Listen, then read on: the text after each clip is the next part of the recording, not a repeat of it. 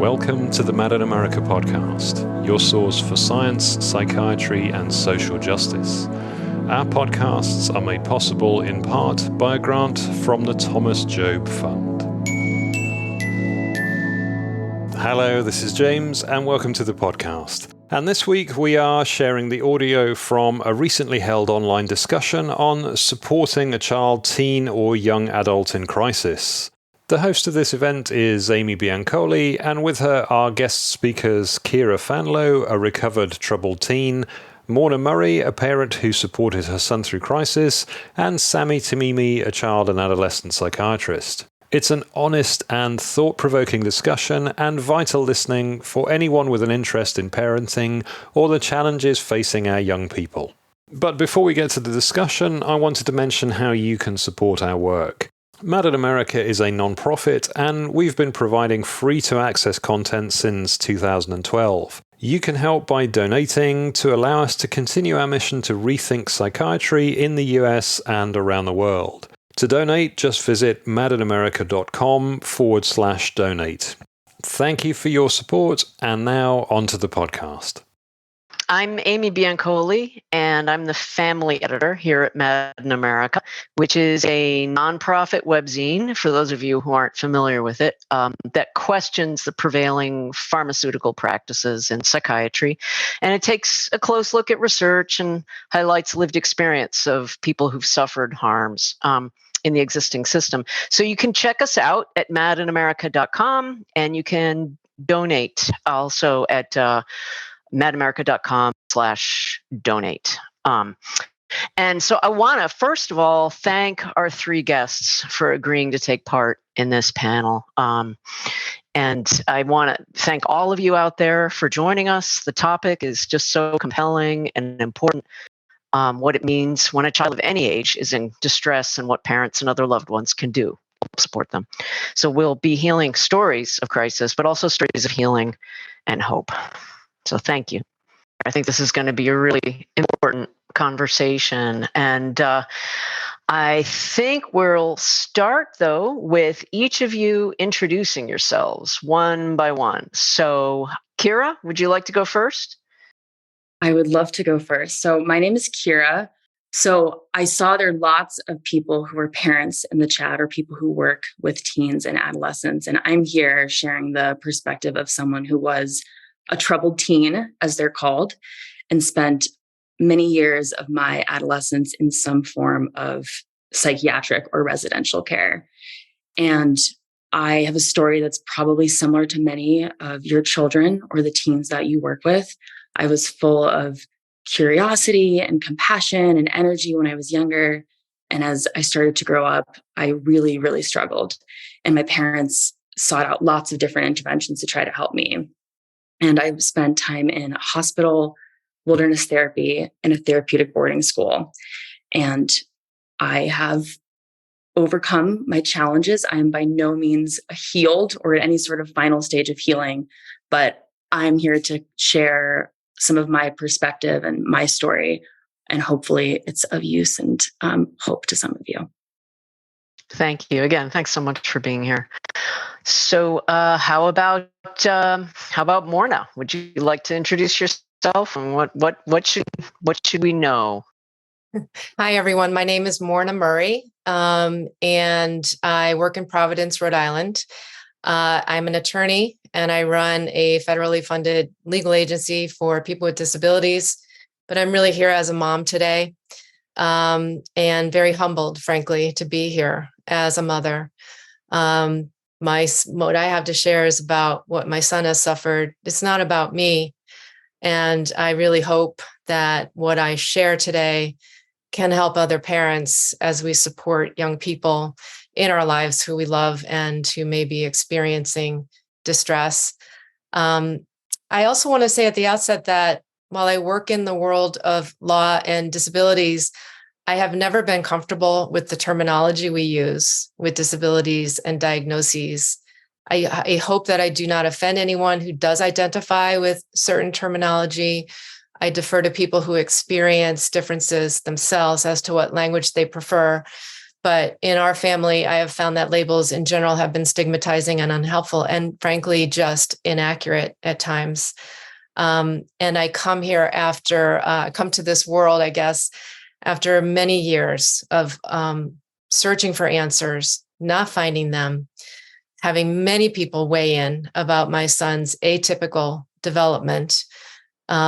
He has been diagnosed as having autism spectrum disorder, bipolar disorder, mood disorder, generalized anxiety disorder. And I can't say that any of those labels have ever really been helpful or really describe him.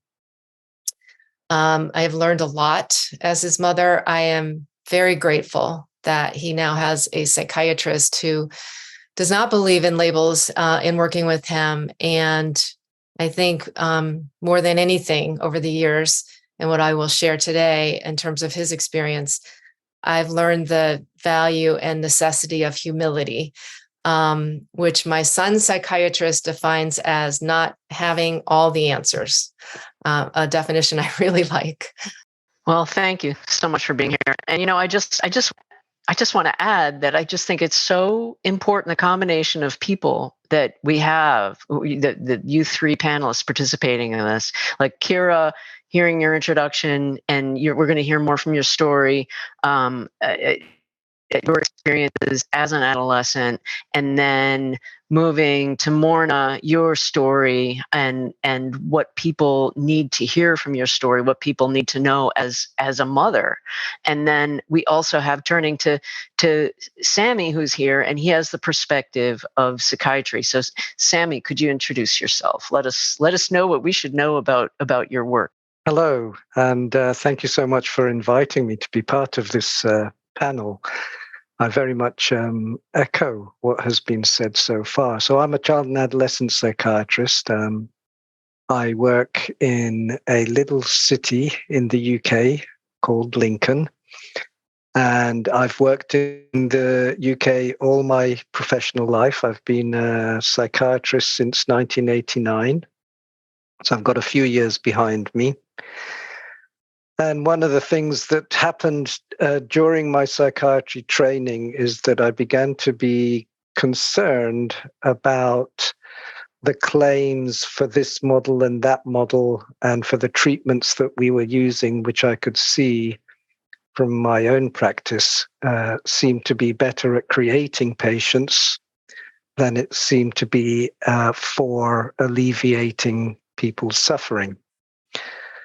So it started me on a journey to find out about literature that just wasn't talked about in the trainings that I was having from a variety of perspectives. And I think most of my academic life has been about thinking about the assumptions that we have. And where it's led me is to an understanding that what we call diagnosis in psychiatry isn't diagnosis. It actually functions more as a commercial brand. And it's the so-called science that we have behind what we call psychiatric knowledge is so lacking, and the outcomes from current mainstream services are so poor that it has to have led me to question why that is. What's the roots of this? So in my later years, I've got round to thinking about the politics of all of this.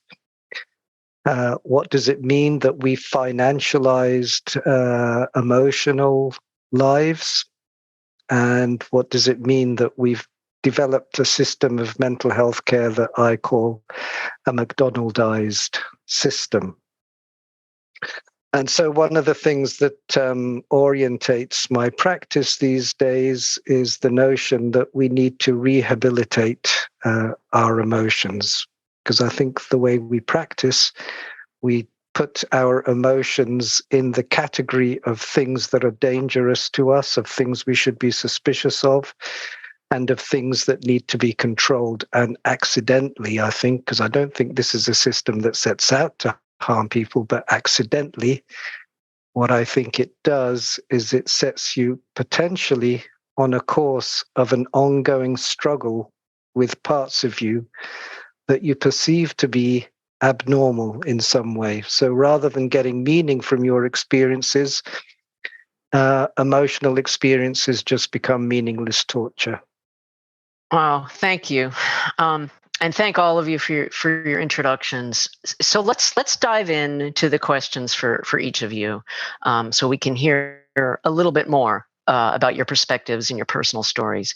So coming back to Ciara, I'd really like to hear. I think we'd all like to hear a little more about your backstory as a quote unquote troubled teen in crisis, and what happened. And I know you touched on this in the outset, but if you could expand on it a little bit and talk about your journey and the impact of what happened to you on your parents, to the extent that you want to talk about that, and then we can go from there. But yeah, let's start with that. Like, what pieces of your backstory were really, really formative, and what were your moments when you really thought you could find another way and you started to see another way? So my journey in the mental health care system started when I was pretty young. It started when I was 8. That was the first time that I went to therapy.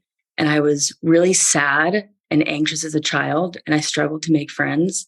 And I think my parents thought that that was abnormal, that I was going through something that I shouldn't be going through, or I was not developing in the way that I was supposed to be developing. And so I started going to therapy at 8, and I started self-harming when I was 10, and I started taking meds when I was 12. And when I was younger, I just felt this horrible feeling of aloneness. And I didn't know how to make sense of that because I was so young.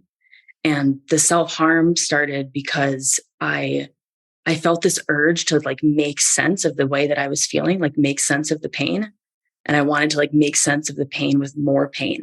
Like I just did not know what was going on inside me.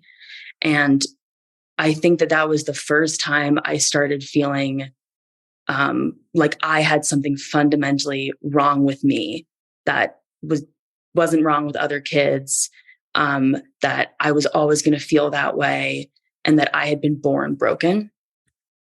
And for like a few years when I was younger, I was kind of able to keep it together. Like I learned how to just, kind of put on a brave face and keep things under wraps. But when I got to high school, like it just completely fell apart. Like I just had what felt like a permanent pain in my heart. I was so sad. I felt like I was sad all the time. And I filled up my head with these narratives like, I'm not lovable, I'm not wanted, I'm not good enough.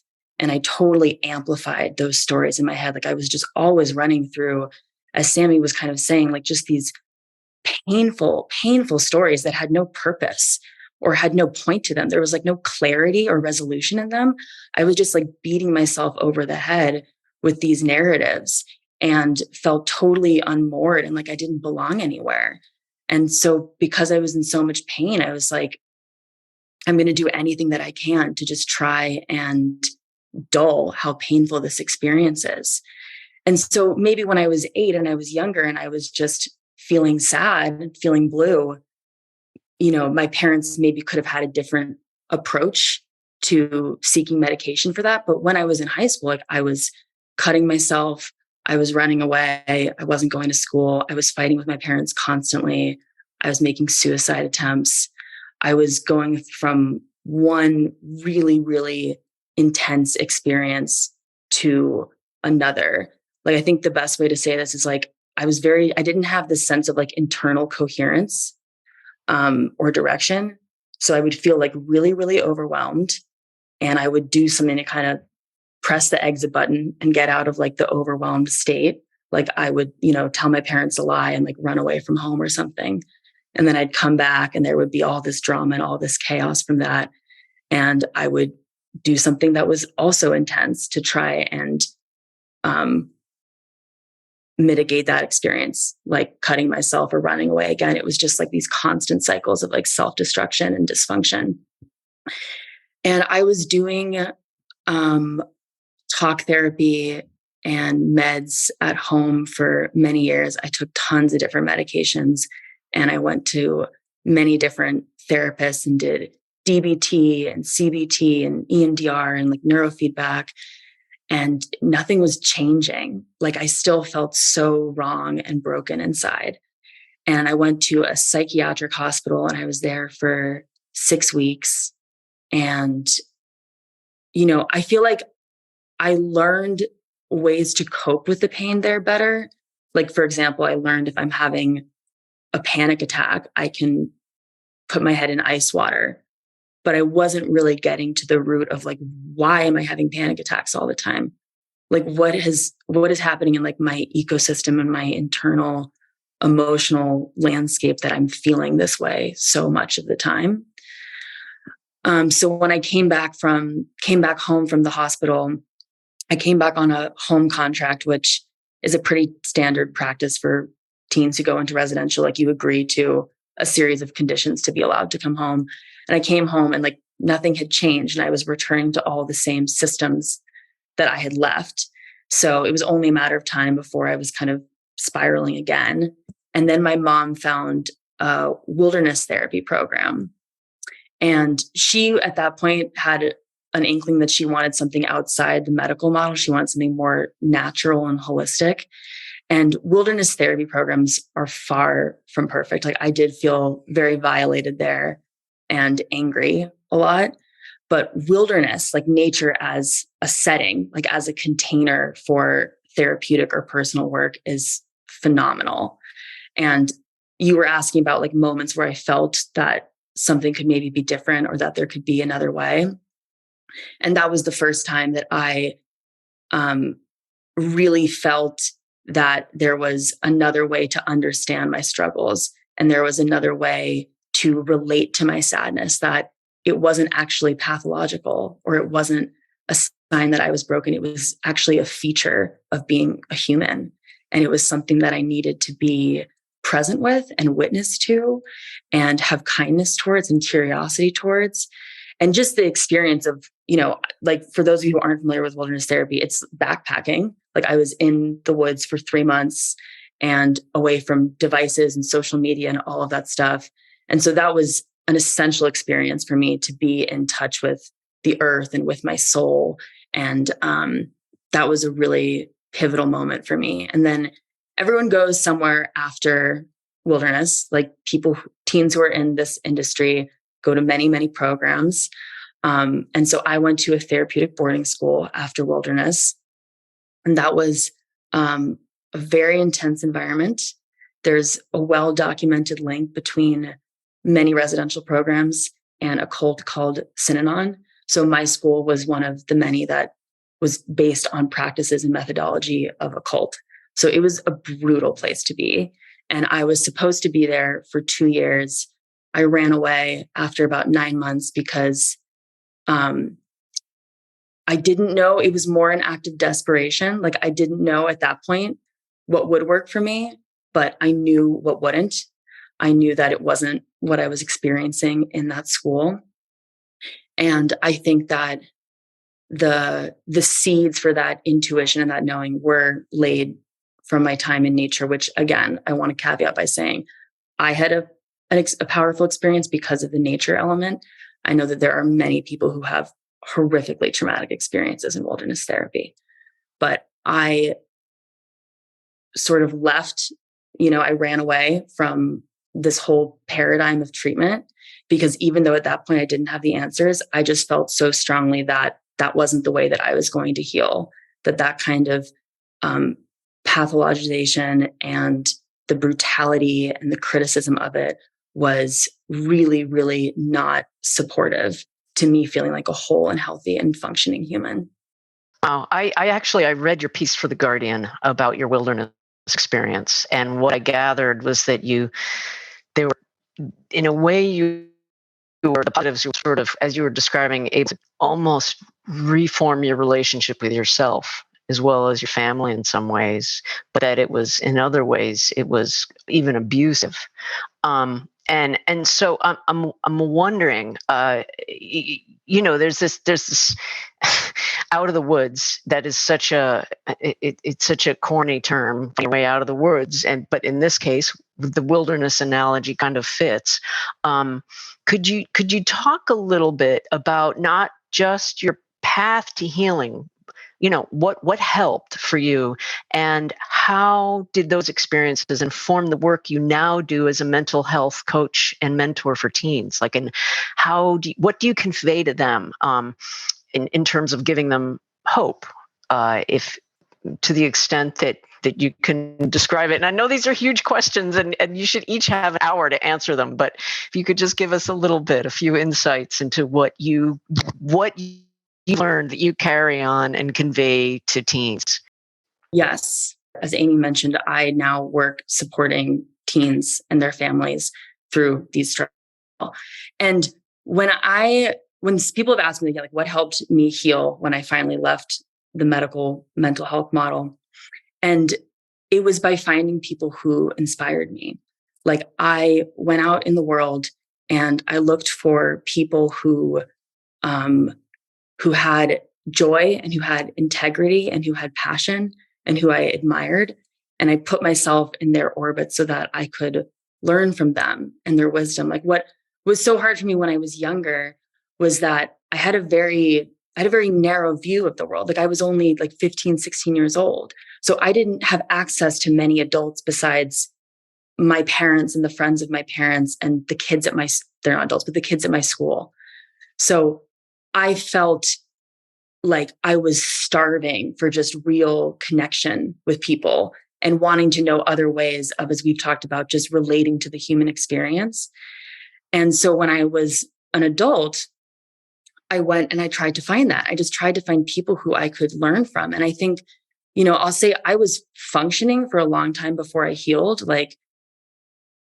To be honest, my time at that school was so horrific. I was I cannot go back. I cannot go back there. I will do whatever I have to do to not fall that far again. And then the other part of that was wilderness, again, an imperfect program. But adults always say to teenagers, it gets better. You're not always going to feel this way. But to me at that age, I was I don't know what you're talking about. To my memory, I've always felt this way. And I don't really believe that I can feel any differently. I don't have any other reference point than this.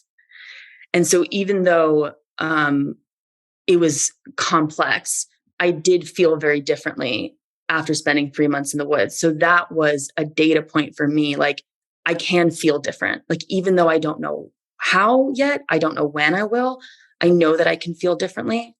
So that knowledge that there was more possible, there was more available, was fundamental for me.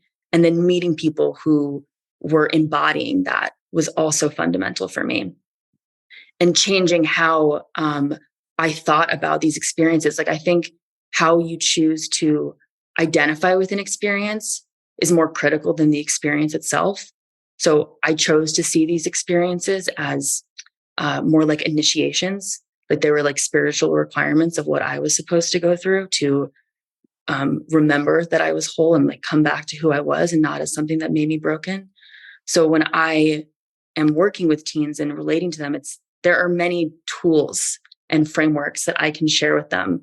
But I think most importantly is being someone who they can see as not so different from them. I think when I think of how I would love any sort of therapeutic or healing offerings to be for people, it's drawing on the idea of ancestry, and that, going to the elders or the people who have gone before us and coming back to this idea of community and learning from each other. And so I try to be someone like that, someone who can relate to them and just help them feel that they're not alone in what they're feeling, and that they're going to be okay in the end, even if it doesn't feel that way right now. That's wonderful. Yeah. I mean, because you having gone through the same experiences or similar experiences, and in a lot of ways, your relationship is kind of like a peer or someone a peer, but with expertise and that's wonderful. So we have to move on. And as I said, I would love to have like an hour-long conversation with each of you. But we're going to move on to Morna. And Morna, if you can tell us a little bit more about what happened to your son and his crisis, what he went through as a child, young adult, and his journey since, and also how that affected you as his mother, how you were treated, how you felt, and whether you were heard. So I would really like to hear. I think we'd all really benefit from what you have to say. Thanks, Amy. And Ciara, thank you. That was so powerful. I resonated with so much of what you said. So my son, I mentioned he had developmental differences. He met his developmental milestones, but he was late. He was born in the early 90s, which is significant because at that time, in the United States at least, it seems like half the kids in schools were on psychiatric medications or being recommended that they take Ritalin or some other medication. And another factor that's important in my son's story is that his father and I are divorced. We divorced when he was 5, but we are on very different ends of the psychiatric medication spectrum, which made life difficult, to say the least, for making decisions. But given the fact that he has some difficulty with learning and he experienced a lot of social anxiety and anxiety in general, as soon as he entered school, he started receiving recommendations. We started receiving recommendations for him to be evaluated and medicated, et cetera. And there was a lot of pressure to medicate him from kindergarten on, which I resisted. And let me also say in this story that I am the person that resisted in this story of ours. I'm not painting myself as some kind of hero. I didn't know what I was doing most of the time. I was going on blind instinct. And also I was raised to question things. And I wasn't getting answers to the questions that I was asking. I think that the position that his father and other professionals took, I'm not criticizing them. It's much more mainstream. It's much more typical. But I didn't accept those answers that people were giving us. So in any case, fast forward to when he was 13, his psychiatrist prescribed Zoloft for him, an SSRI. And my son at the time was underweight, small for his age, very gentle, sweet, just the sweetest kid in the world. And he started taking Zoloft, and for about 2 weeks, it seemed to be he had a pretty good reaction to it. And then suddenly the bottom fell out. And within a couple of days, he wasn't sleeping. And he was becoming irritable. I called his psychiatrist. She said, just stick with it. And then it became like overnight, the world turned upside down. He couldn't sleep. He went into, I had never seen this before. I didn't even have words for it. But what I have come to understand, a full-blown state of manic agitation. He was a completely different child. It was the greatest shock I have ever experienced. It was heartbreaking to witness and be present to him in the state that he was in, the suffering that he was experiencing. I called his psychiatrist. She said to discontinue the Zoloft and to start him on Zyprexa, an antipsychotic. Again, I was lost. I was going to do whatever she told me to do, thinking that that was the way to help him stop this ungodly suffering that he was experiencing. My perception was this Zyprexa made him worse, which I reported to her, and she said that was impossible. I've since learned that, you can have medication-induced mania, but that was not something that I found back then, and certainly not something that his psychiatrist believed. by the grace of God, I had some instinct that going to the hospital was not going to be a good thing. And I resisted him being hospitalized. I was lucky to have an employer who was very understanding and allowed me to take leave. And I basically just stayed present to him during this episode, which lasted about 2 weeks, where I did multiple things to keep his environment calm and hope that this extreme state of agitation would pass, which I figured would pass, and somehow we would go back to like some state of normalcy. But that's not what happened. Once he was not agitated any longer and was on the antipsychotics, that led to an immediate diagnosis of bipolar disorder, which I questioned and I didn't understand, and was, since he hadn't had symptoms like this before, and was told by a psychiatrist that people with bipolar disorder often have manic reactions to SSRIs, and that was the basis for the diagnosis. And again, I mean, I was completely alone in questioning this, which was very difficult and really was somewhat crazy making. And again, this is not to criticize people who were acting probably with, very good intentions, but it was crazy making to see these kinds of decisions being made almost overnight about this child who had never experienced anything but anxiety up to this point and was highly sensitive to just about everything in his environment, including allergens, foods, and fabrics. So it was very difficult. It started me into a phase of asking questions, not getting answers, being considered naive, argumentative, labeled anti-medication when actually I'm not anti-medication. As my son's medications grew to address side effects, and I know this story is very typical for people now, I didn't know it then, he came to be on 5 and 6 psychiatric medications at the same time, which I questioned. I questioned the interaction of the medications. I was always told that they were perfectly safe, that they had been tested, and that anything that was going on with him was not due to medications, but was due to, the old chemical imbalance, mental illness. So maybe I should just stop there. That was his significant crisis that started us down the road of medications. He then went through a subsequent crisis as a young adult, which led to a lot of good things, but it was very bad for a period of time as well.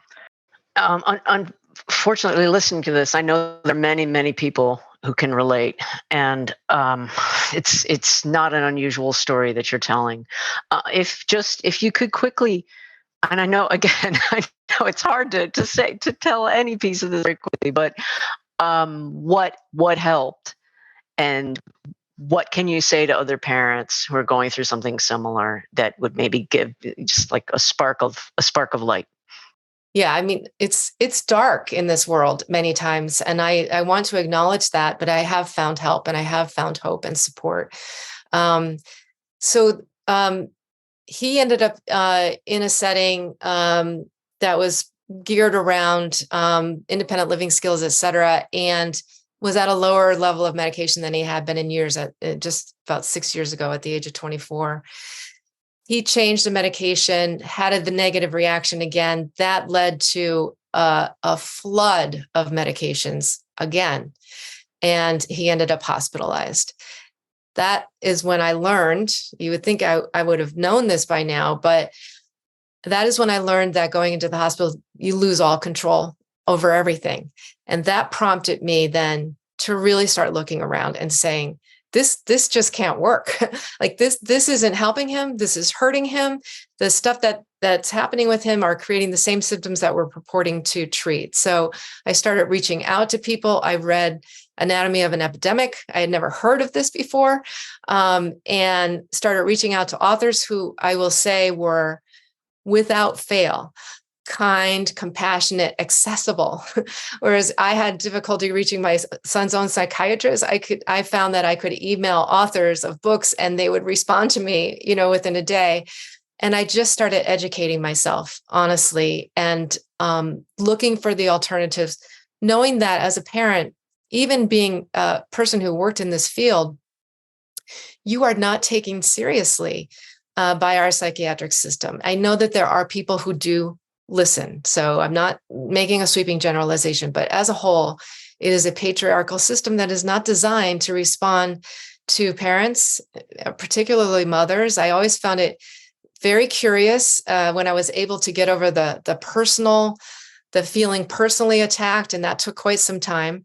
But when I was able to do that, I always found it curious that mostly male psychiatrists would label mothers as hysterical mothers when their children were in crisis, as if we were not supposed to be upset when our children are in crisis. But I did find providers. I found other parents. I found people who could help, who could speak that language more than I could. I learned to be very factual and to be very non-emotional when dealing with people in the psychiatric system. And I learned the value of keeping my son at home, not involved in any institutional setting if he was experiencing any kind of semi-crisis. And through, I will say too, like on a personal level, staying spiritually grounded, taking care of myself, listening to my instincts. These are all things I learned throughout this process of being of the greatest support to my son and connecting with other parents. So I think that the more that we connect with each other and the more that we talk about this and the more that we push back on the fact that these treatments and treating suffering like it's some kind of pathological disease is not helping anyone at all. And parents are part of this too, a big part of this. And I don't think parents want to make mistakes, but we do. And it's very difficult to stand alone in this environment. And so I do think that finding support whenever you can. And I noticed there was a question in the chat earlier, how do you find a psychiatrist who doesn't use labels? It takes a lot of looking. I started through Mad in America's Resources and just called and called and called till I found someone who is wonderful. So you have to kind of not give up. I guess that's the theme of what I've learned. Not give up. Wow, that's it in a nutshell. And unfortunately, another piece of it that is nearly universal is the way parents aren't heard. You're speaking specifically to moms, being the suggestion that you're hysterical, and that's a whole other topic of conversation. But yeah, that's so important, the element of being heard, wanting to be heard, and having to adjust your own emotions in order to be heard.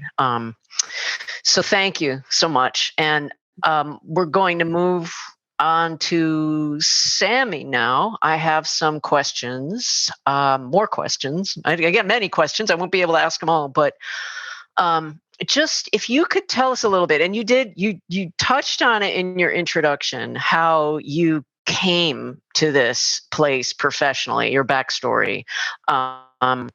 I'm just curious why you became a child and adolescent psychiatrist to begin with. And I know you also touched that in of course, in your book, Insane Medicine, you talked about that. But if you could tell people what you saw that brought you to your critical psychiatry perspective. And you talk in your book about the McDonaldized system and the branding. So what did you see back then? If there are any particular stories you could tell.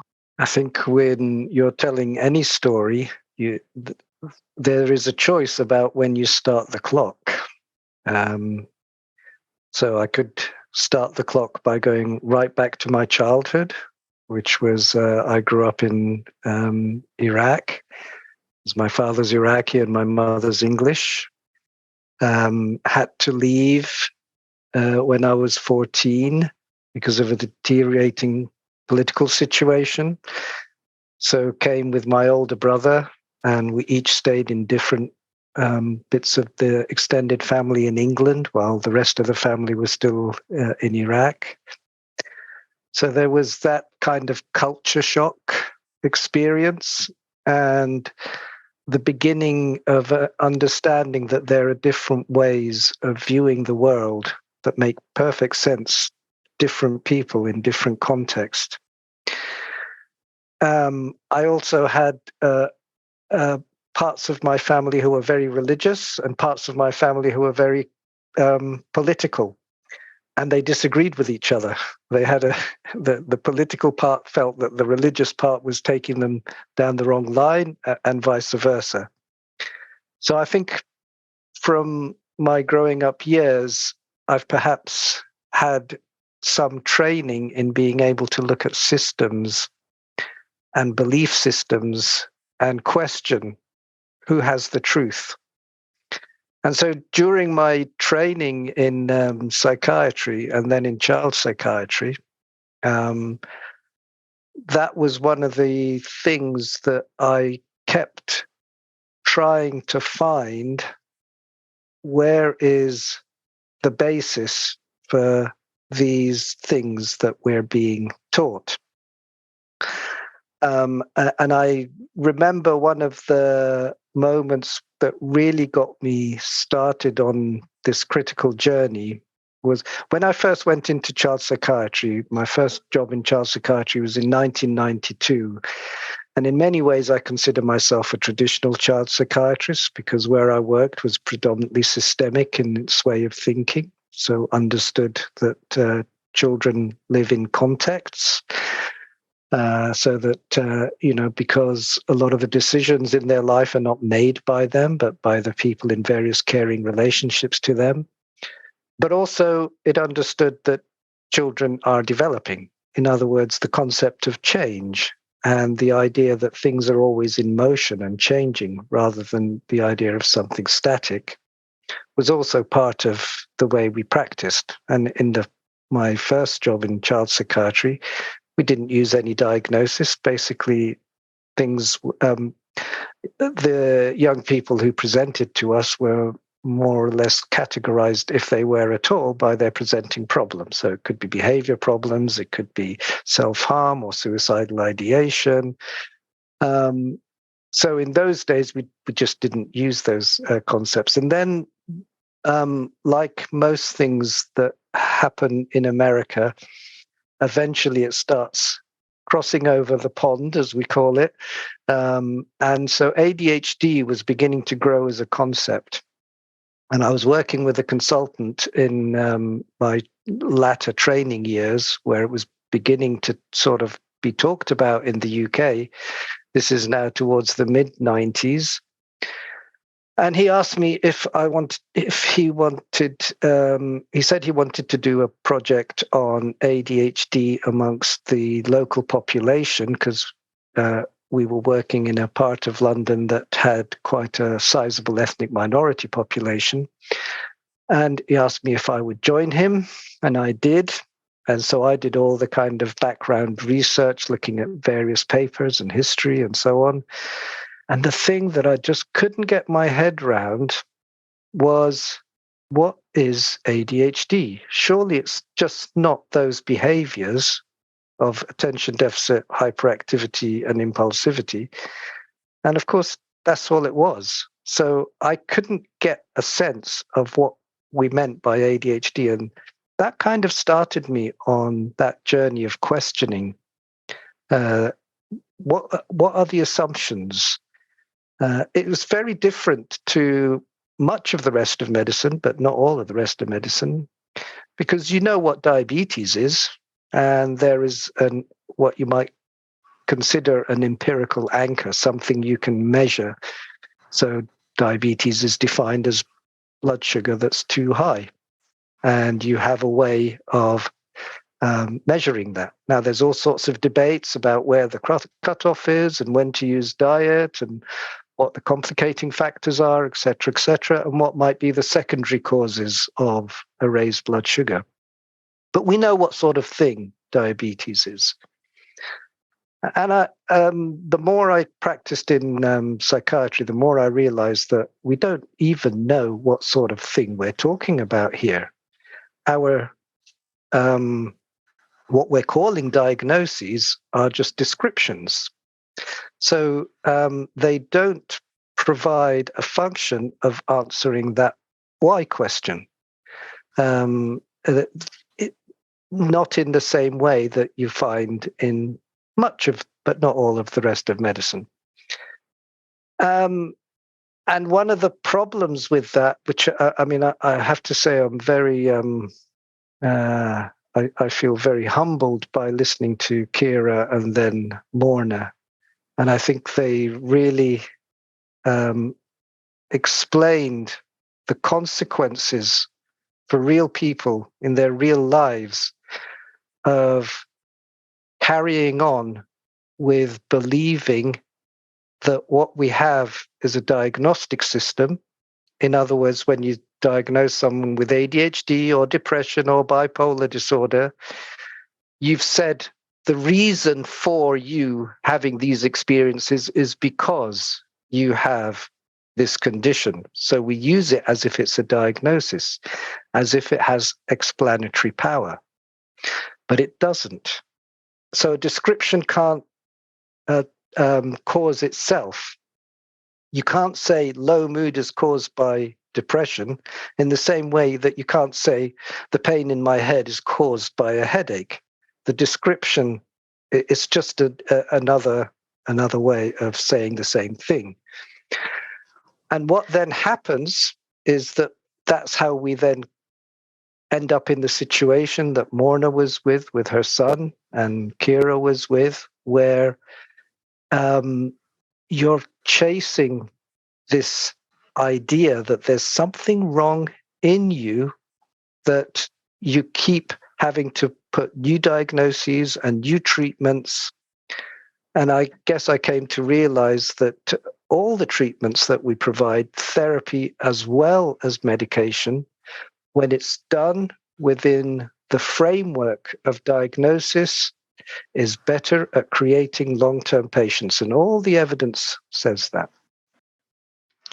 So what you're saying is you're affirming the stories that we just heard from your perspective as a psychiatrist, what you've seen in terms of the harms and the failures of the system. My second question for you is, when a parent with a child in crisis comes to you, what can you tell them that actually helps? What have you learned from your practice that actually helps? What do you say to them? How should they support their kids? And what do you say or advise them to say to the children themselves, whether they're kids or a little bit older teenagers? What do you say? What helps? What have you learned? Well, I like to see young people with their parents, and I like them to be involved in those conversations. And of course, there isn't a formula for, if you follow this, because in some ways that's the problem with diagnosis, with medication, and with most of the therapies that we use. They seem to imagine that there is a formula that you follow. But I do have a few principles that I try to keep in mind in my work. And I think one of the ones that has become most important to me is I feel in a way we've created, there's never been a generation as pathologized as the current generation. And there is something really awful about having created a system that locates a disorder, a dysfunction, a dysregulation, a pathology, a disease, that locates the nature of the problem that you're experiencing as being in yourself, in your child in some way. And the thing that I always try to maintain is that there is nothing wrong in you. There is nothing wrong in you. You do not have a disease. You do not have a dysfunction. Your emotions are not dysregulated, et cetera, et cetera. One of the young people, and I'll just call her Charlotte for now, and when Ciara was talking, it reminded me of her. This is going back many years. I remember having this conversation with somebody who I'd been seeing for a good couple of years, and we tried all sorts of things. And then one day she was coming up towards the time where we would have to think about discharging her from our young people's service. And she said to me something along the lines of that she's never going to get rid of whatever this is inside of her. There's always going to be there, and she's sort of given up hope. And it kind of spurred us on to having a conversation about what does she mean. And it was then when I began to realize just how powerful it is when you construct your experience as being the result of something that she was labeling as a mental illness. So she had labeled her experience as being a mental illness. So even in the times that she was feeling better, it was a bit like a shadow at the back of her mind that was always waiting to pounce and that she couldn't get rid of.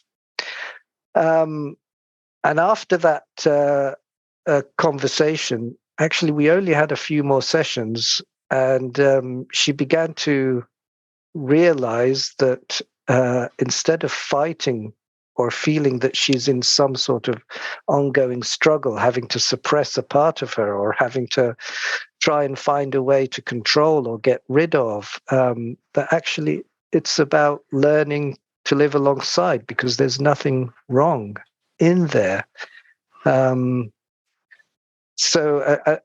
Listening to Ciara, I was reminded of so many stories I've heard like that there comes a moment that for whatever reason, and this is the bit that I find hard to predict, as long as you keep in mind that there's nothing wrong in the person, and there often comes a moment where the young person, it starts to click, that this is not something that they should be trying to find a cure for. This is not something that they need to find a way to control or suppress or even to express. It's not about catharsis. It's not about suppressing. It's about learning to just be with the way that you are. And so for me, a lot of it is now about patience and about keeping that idea that opportunity will come. And I don't know how it will come. I don't know when it will come. And the young people I see, they're all, they're bright, they're creative, they're empathic, and there's so many things. So even stories of suffering, I think as well, we get too caught up with the trauma aspect of suffering, understandably. But stories of suffering are also stories of survival. It's being able to see that the person in front of you is more than just the problem that they're coming with. That's the classic framing of questions. I'm reminded is like, what happened to you versus what's wrong with you?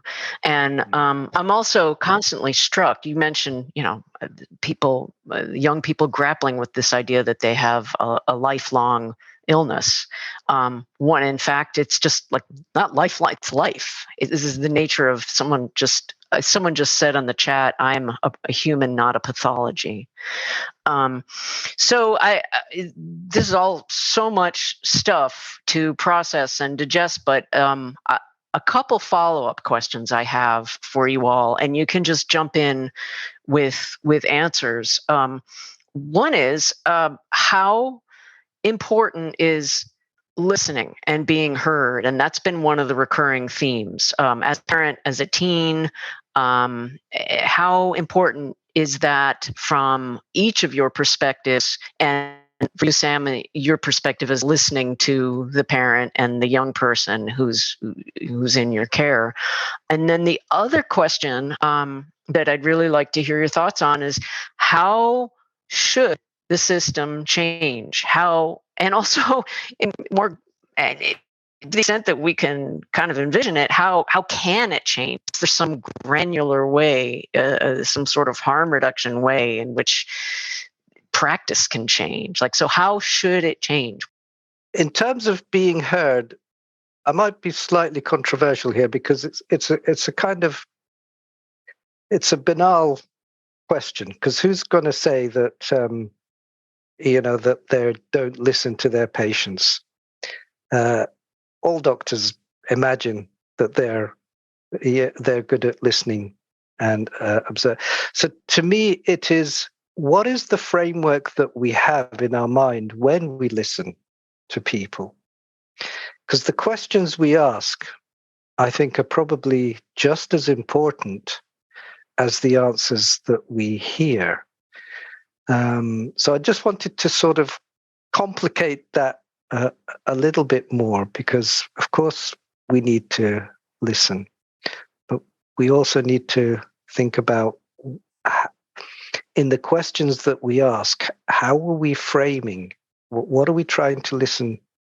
So I find sometimes that I can be listening to a flow, but I have certain points where I want to interrupt, because I want to see if the conversation can move in a different direction, or see if, rather than talking to me, what are you talking to your son or your daughter? Maybe you should be having that conversation with them. And I can listen to that. So I think there is something about what the framework we have when we're listening.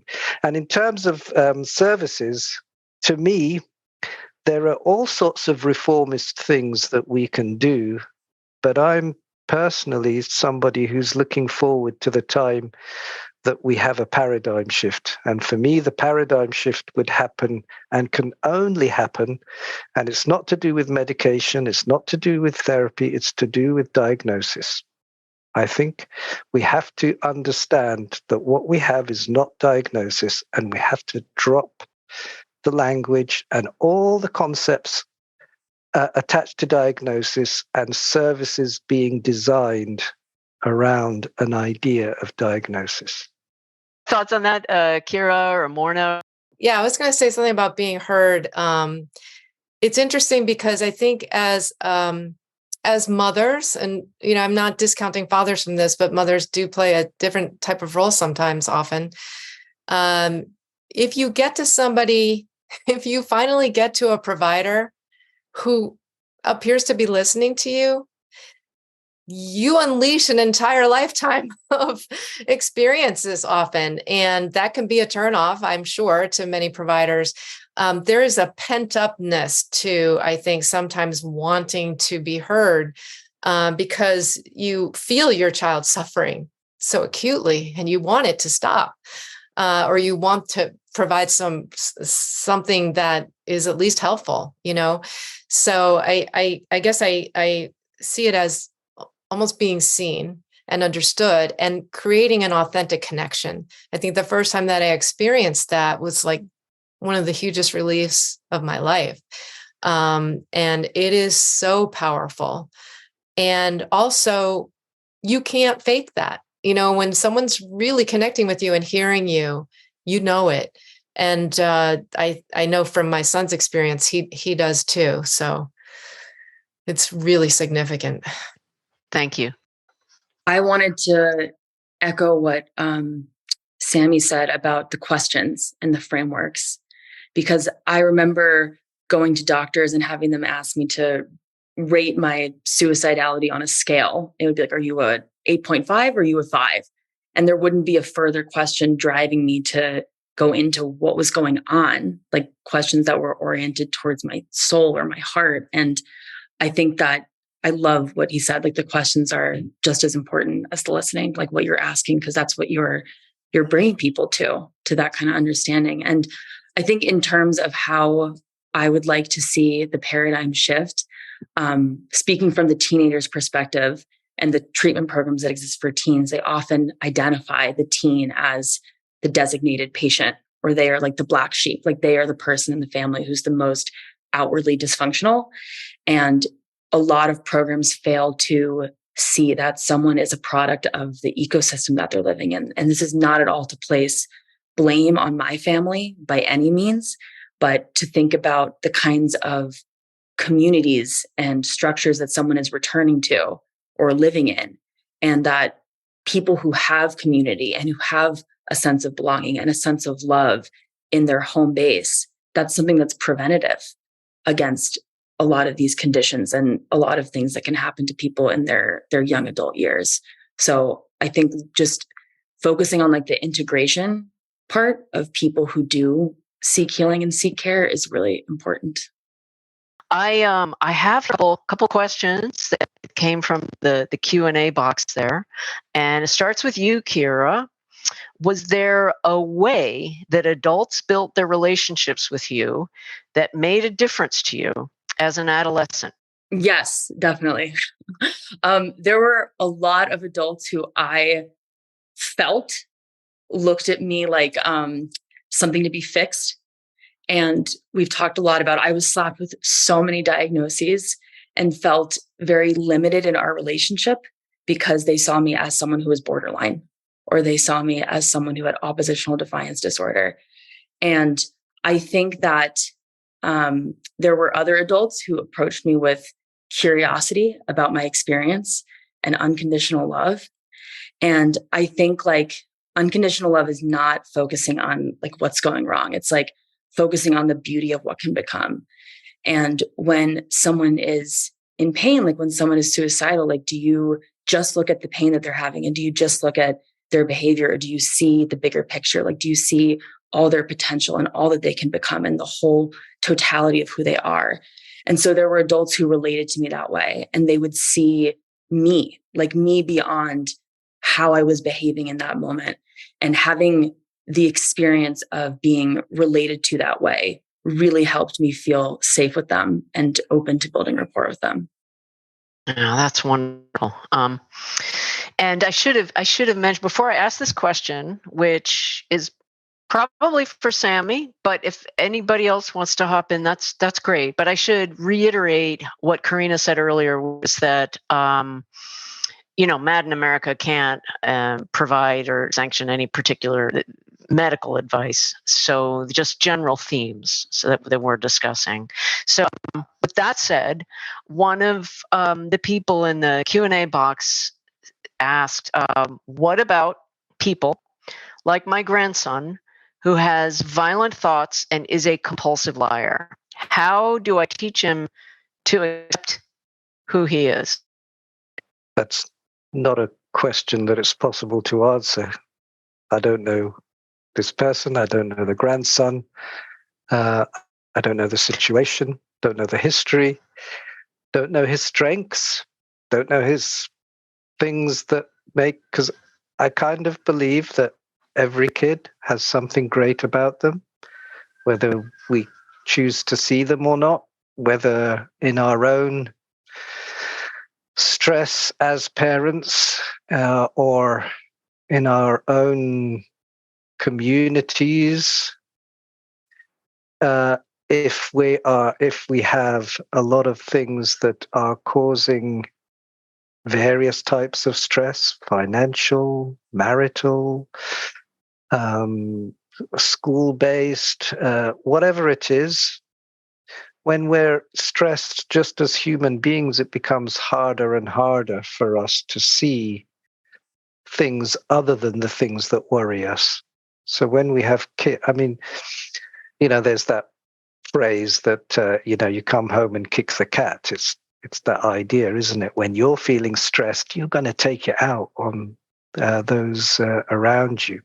There's going to be a tension in the home. So one of the things that I think, if you look at things more broadly politically, is we have societies where there is a huge amount of stress in all sorts of ways, and a huge amount of alienation. These are sometimes not great environments that allow you to just accept children for the way they are. So often children then grow up feeling that in order to have some sense of value, they have to be good at something, they have to do something.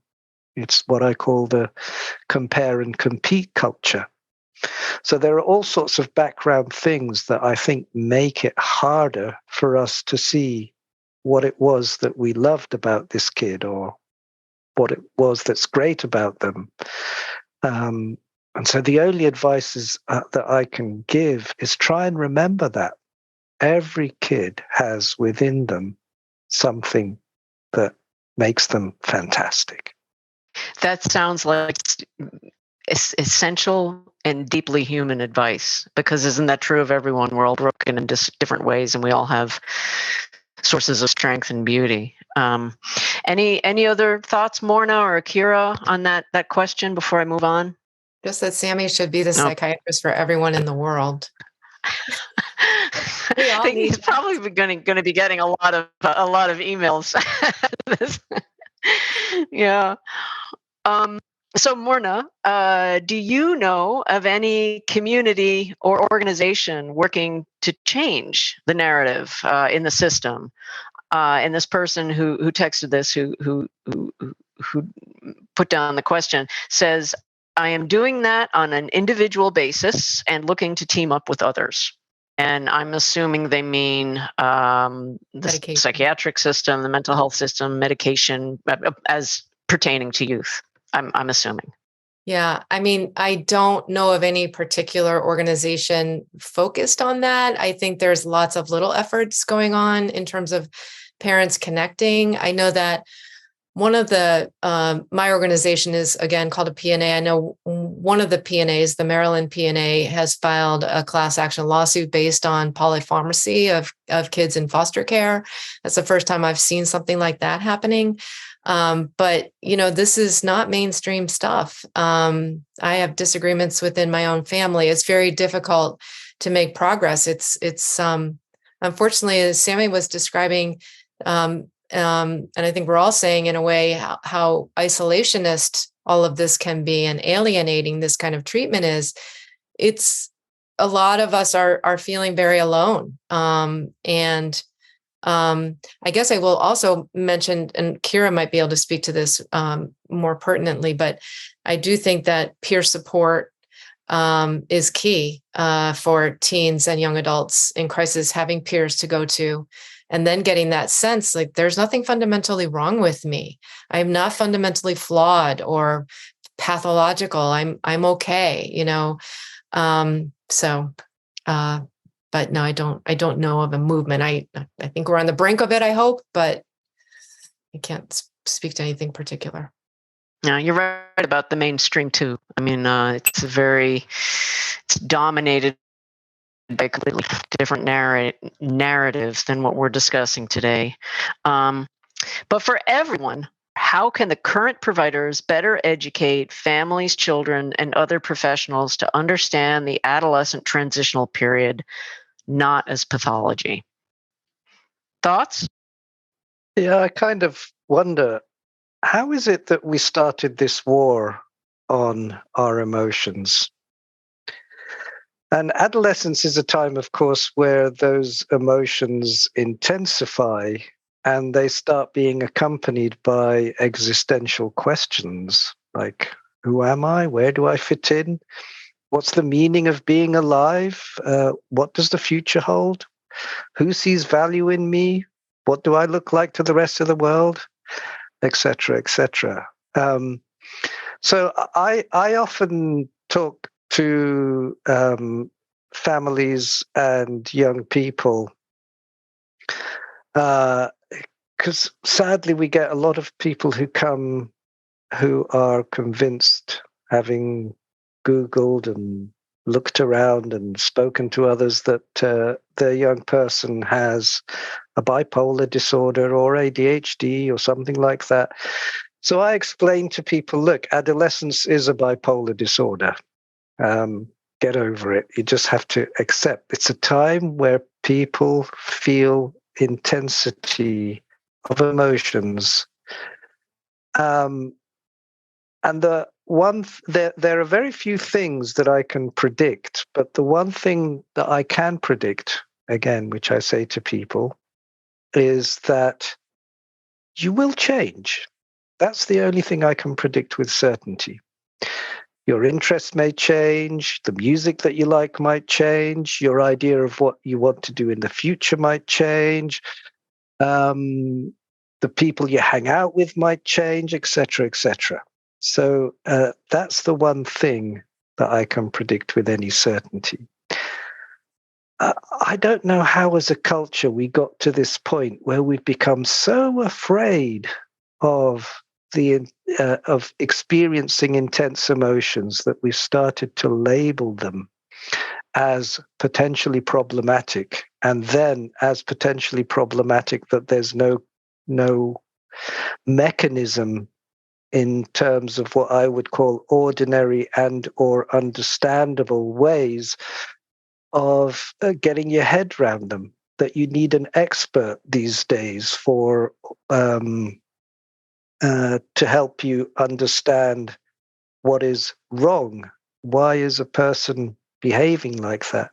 So we've really narrowed the idea of what is expected and understood as ordinary. And I don't use the word normal, because the opposite of normal is abnormal, whereas I always use the word ordinary, where it's extraordinary is the opposite. So, but we've narrowed this idea of what is within the realm of the acceptable and the ordinary.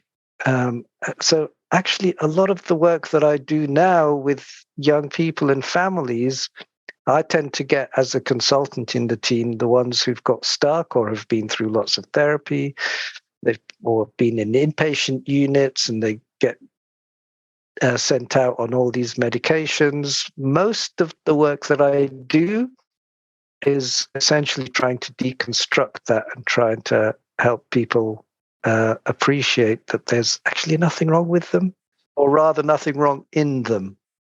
I keep writing down things that you're saying just so I remember them. There's so many nuggets in there. Morna and Ciara, any thoughts on that? I was thinking as well when Sami was talking that there does seem to just be this prevalent obsession in the culture with like things being good all the time and being okay. Like this mentality of everything has to be happy and positive and just so. And I think that we've forgotten that like there are seasons to life and cycles to life. And the same with just the human lifespan. Like you wouldn't expect an infant to be able to talk when they're 3 months old. And there are certain, struggles that adolescents have that are developmentally appropriate, because when you are grappling with questions like, where do I fit in and where do I belong? And do I have value? And what is the meaning of me being here? Those can naturally stoke some feelings of anxiety or sadness or existential dread. And that doesn't mean there's anything wrong. And I think what's so ironic is like when people try to fix the problem, it actually exacerbates the problem, because it's just endorsing the idea that there is a problem. And so if you have a child who is presenting with sadness or, anxiety about something at school, it's like maybe that's actually okay that they feel that way. And instead of labeling it and then making it a huge thing, that's going to be a thing then for years that they're going to carry. It's just a part of their journey, and it's just part of what they're experiencing. So I really appreciate what Sami was saying about helping people unwind that assumption that something is wrong. And yes, like making every aspect of someone's expression a pathology. Thank you. Yeah, I was also struck. Somebody put in the chat, apologies, Morna. Someone put in the chat, noted that that prolonged grief disorder is now in the DSM. So in grief, which is always had a little asterisk over it as the one extreme emotion you're allowed to have because it makes perfect sense on a human level, has now been pathologized. Well, I agree with everything that was just said. I wanted to just kind of add that people with developmental differences diagnosed with autism or whatever. I noticed somebody in the chat had said that they identify as neurodivergent, a term that I know my son likes. I think that's even amplifying the adolescent changes that are going on. We don't completely understand it. I love your chapter in your book, Sami, about autism spectrum disorder. I've read that a few times now, and it makes a lot of sense to me. But the other thing, too, that I've often questioned is the use of psychiatric medications for people with developmental differences and brains that are maybe wired differently, and how we know so little about that. But that on top of one of the questions that I used to ask all the time in my son's teen years was, but isn't this puberty as well? And all of those changes that are going on in adolescence, it's really quite something. And calling it a war on adolescence, I think, is very accurate. Yeah, that's actually one of the things I wrote down. There are just so many truths said so succinctly. Okay, so it seems, this is another question. It seems that today parents have lost connection with their children due to millions of distractions and constant pressure to achieve some great thing. Are there constant unrealistic expectations for our children and for parents as well? I guess I was facially reacting to that as in underscore, yes, yes, yes, yes, and yes. But yes, I mean, gosh, our poor kids are expected to be perfect and excel at every possible thing under the sun. Again, speaking as a parent, now, I don't even want to get into the history of mother blaming when it comes to developmental differences, but that is still alive and well. I'm not here to drag that out, but it's a barrier for young people. Forget about what it does to mothers. It cuts off that communication, and just sort of puts somebody over there as their input is not valid. I mean, in short, yes, definitely. I think there's way too much expectation on teenagers, and I think people say this all the time, but I can't overemphasize its impact. Like, I think social media has, sorry, there's like a siren in the background. I think social media has given people, Sami was touching on the comparison, like always comparing themselves and getting this huge barrage of information and people's successes like all the time. And there's so much pressure to just be perfect in every way, like academically, physically, socially, etc. And I think for parents, I think that there is a lot of pressure on parents, because I don't think that, I know, well, I'll speak for my family. Like, my parents didn't necessarily have a lot of family nearby and people like aunts and uncles or grandparents that we could rely on during this time. So it was so much pressure on them to be everything for me and figure everything out themselves, instead of having like a broader family structure or broader communities where they didn't have to hold everything on their own.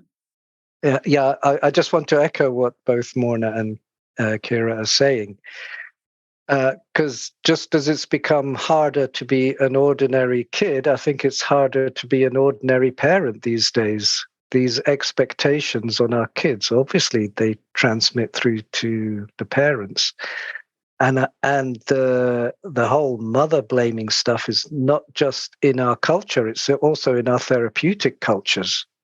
It's very widespread. So when things go well, mothers don't get any praise for it. Occasionally fathers do for some reason.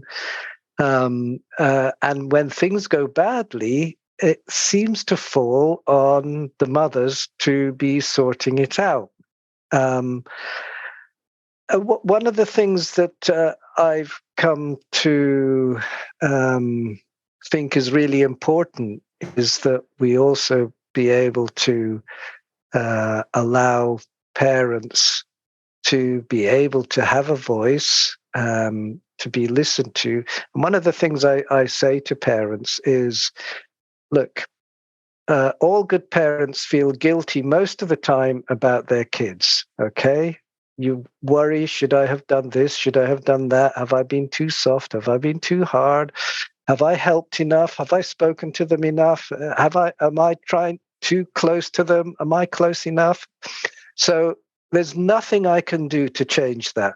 You're going to feel guilty, whatever I do. So we might as well just accept that and put that to one side. But we have created a culture where it's just hard to be an ordinary parent and an ordinary kid. And I think on that note, maybe this is a good time to reflect on some of the themes: ordinary parent, ordinary kid. And Sami, what you were saying earlier about the idea of ordinary as opposed to normal, abnormal, that maybe should. One of the things I keep hearing is that we should expand our understanding of what it means to be an ordinary kid or an ordinary teen. And some other themes that have popped out was the importance of listening. as we're saying, and that there can be hope. And I personally, in my work with Mad in America, every conversation I have with someone, I think these stories should be getting so much attention.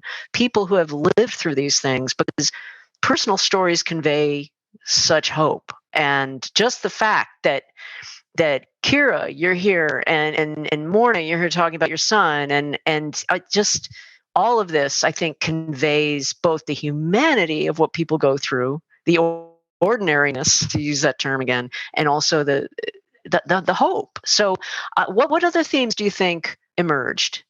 Well, I would say the critical need for non-pathologizing experts like Sami.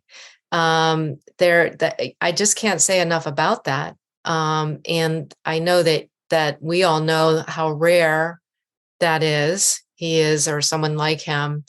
But that changes everything when someone like that is involved with your family.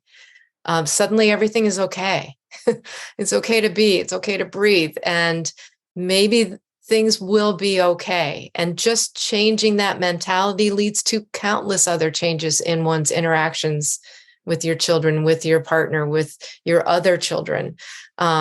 So I do think, not to just pinpoint on that, but I do think that is just so key, that acceptance and compassion and really love for people. Is the ultimate word, isn't it? Love. Yeah. Yeah. Love is acceptance. Yeah, I would echo what Morna said about the importance of changing how we relate to and approach these pains that people have, changing the languaging, changing the mentality.